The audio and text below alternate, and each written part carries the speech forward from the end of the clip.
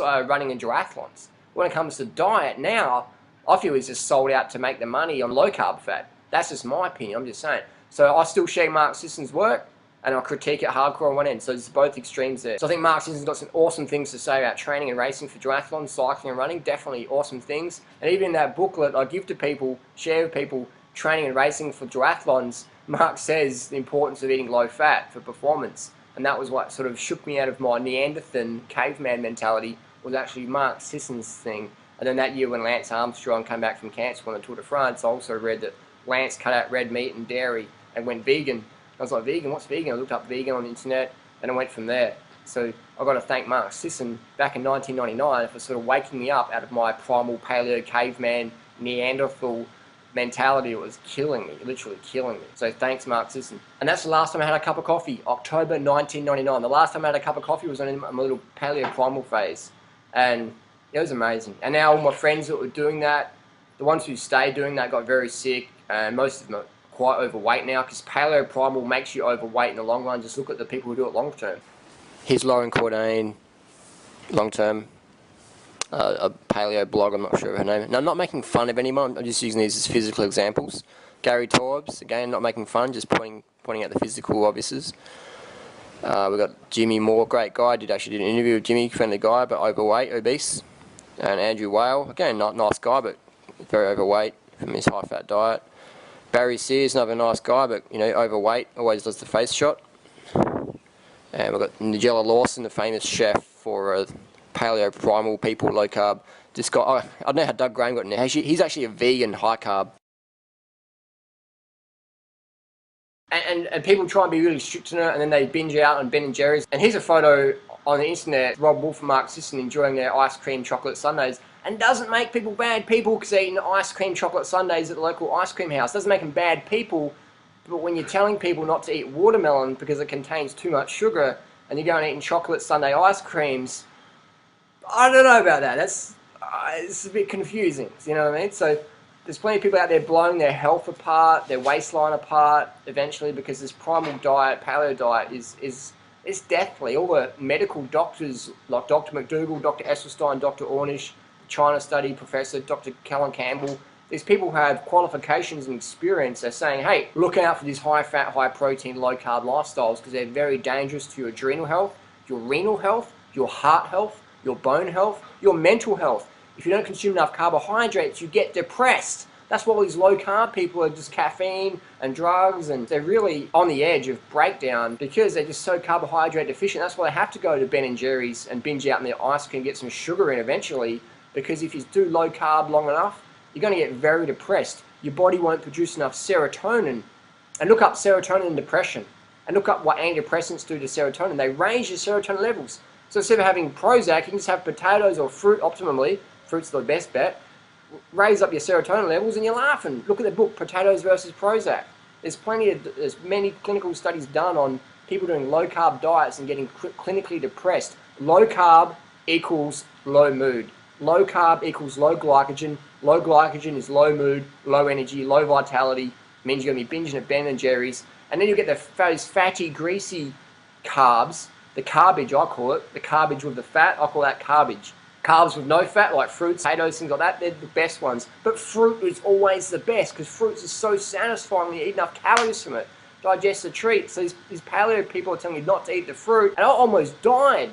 So I went from the paleo, I went over to vegetarianism, and then went vegan and into the raw foods lifestyle. It was just, I'm actually glad I did the paleo because now I can speak with authority. I can speak with personal experience. When someone says, oh, you haven't even tried the paleo primal thing. Mate, I was doing paleo primal before you were probably even born or before you even got into the health kick, man. I've been in this industry a long time. I've been in this scene a long time. I'm not some person who's just, you know, showed up on YouTube and making videos, you know, just whatever. I've actually been in this for a long time. I've trained with some of the fittest people on the planet. I talk with doctors from around the world. I travel literally around the world talking to literally thousands of people for the last decade, all over the world. I'll talk to anyone on the street. People who hang with me, they know that.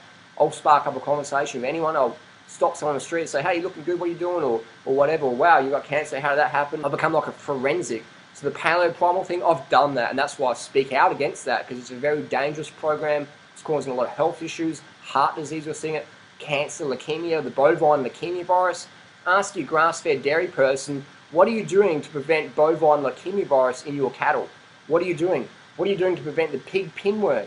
What are you doing to prevent the toxic levels of mercury in the salmon? And people say, oh, but we test our salmon. And I'll tell you what, that's absolutely rubbish. There's no way you can test every single individual fish before you ship it to market. Do you know how expensive methyl mercury testing is?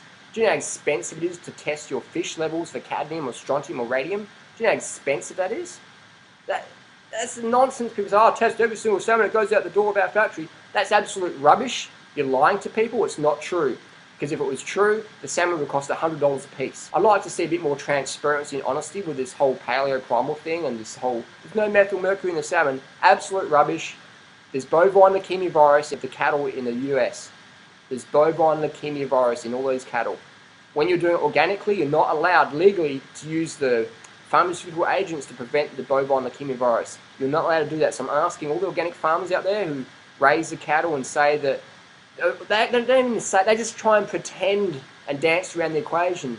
But I'm asking you, please show us the evidence that your cattle and your raw dairy and all that stuff and your grass-fed colostrum is free from bovine leukemia virus. And I'm telling you, if you're doing the paleo primal thing, I encourage you to please ring up the people and say, ask these critical tests for your health. Sure, there's the animal ethics and the animal rights and the environmental catastrophes that are happening with the grass-fed industry. That's one thing, but I'm saying if you're into it for health, if you're doing this for health reasons, for your family, for your health and your own benefit, please ring up those farmers, ring up the people like Dr. McCullough who are selling away protein powder and ask them for the clinical data testing, the independent laboratory testing that proves their protein powders, etc., do not have bovine leukemia virus in them. I'm just saying, that's a good question to ask. Instead of just giving your MasterCard and Visa card details out to people and blindly following what they're saying, ask the critical questions. Ask the questions they don't want you to ask. Ask the questions that get deleted off their forums or YouTube channels. Ask the critical questions. If you don't, you're going to suffer with your health. You're going to get ripped off, you're going to get conned. You're going to become another statistic in the heart disease, cancer world, whatever. So I'm encouraging people, educate yourself or get medicated. Don't be a sucker for new age scam fads. Paleo diet, primal diet, very dangerous for health. Almost personally killed me. And I'm just speaking out about it, showing my personal experience like many other people do, but they get silenced on the forums, they get deleted, stuff like that. So creating a channel here where people can share their opinions. Post your comments down below, what's been your experience with the paleo lifestyle, and just read what people's experiences have been. And man, I'll tell you what, these people, they do not want me out there spreading this message. Because it's a big industry. The beef industry is a massive industry, it's big.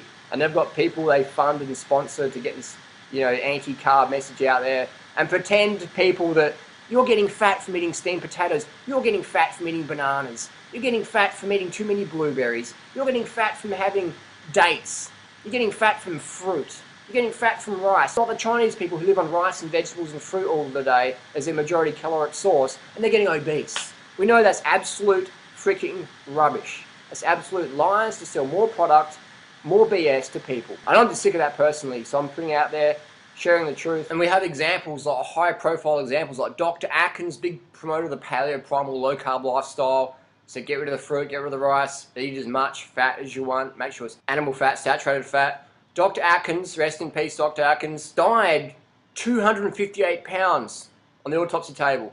He was 258 pounds, and I know a lot of people say out there that Dr. Atkins was actually, you know, 180 pounds, looked like Bruce Lee, and magically somehow he put on 80 pounds after he died in hospital or something like that. You know, this is the stories out there. You read it.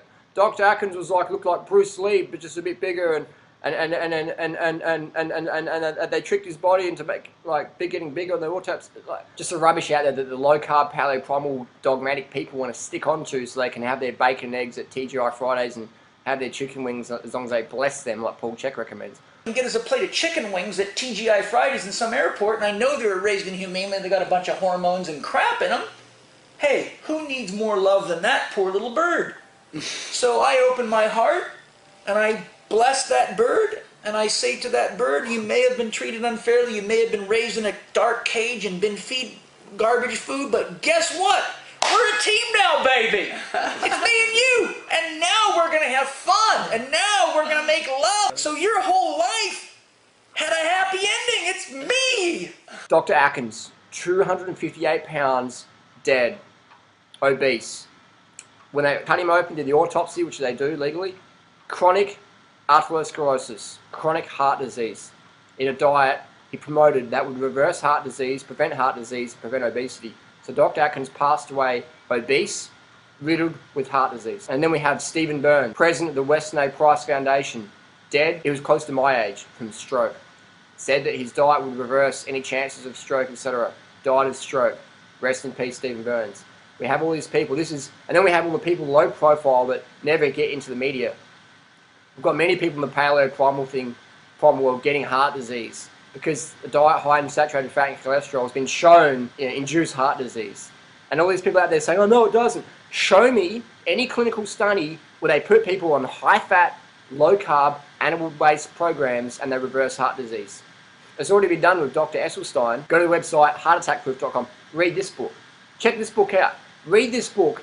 And you paleo, primal, low-carb people, please show me a book like this that gets the same results as Dr. Esselstyn's gotten on a high-fat, low-carb, animal-based lifestyle. Show me. There's all this talk out there. There's all this talk and nonsense. So I'm requesting the Marxists and Rob Wolf, Sean Croxton, all the paleo people out there who say fruit makes you fat, rice clogs your arteries, steamed rice clogs your arteries. That's what they're saying out there. Show me a book like this that's written by the paleo people. All you guys are doing is using someone like Denise Mingo, who's like a 17-year-old English major, and using her as like the nutritional authority. I mean, if you look up Dogman Dictionary, it could go paleo, primal, low carb movement. Where's the science, paleo, primal, low carb crew? Where is the science? Where's the study like the China study? Where's the reversing heart disease? Where's all the cancer clinics around the world? What the cancer clinics around the world who get the results without the medications? What are they using these like magical reversals?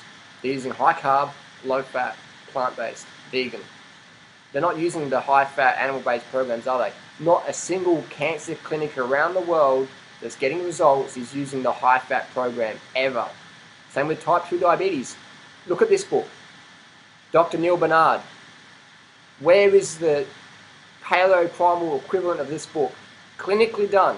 Not some anecdotal evidence scraped off from some forum somewhere. I'm talking clinical data, like this book. Where is it? It's not there. How come? Because the high-fat, animal-based program is dangerous for your health. It makes you fat, it makes you bloated, it makes you constipated, it turns you into a caffeine addict, it turns you into an aggressive person because of all the animal adrenaline, because you don't shit for a week, you're feeling crap, you're running on caffeine, you can't sleep properly, your serotonin's low, you're getting depressed, you're getting angry, you're getting aggressive. Simple as that. Thanks for watching. I'll see you next video. Post your comments and questions down below. Peace.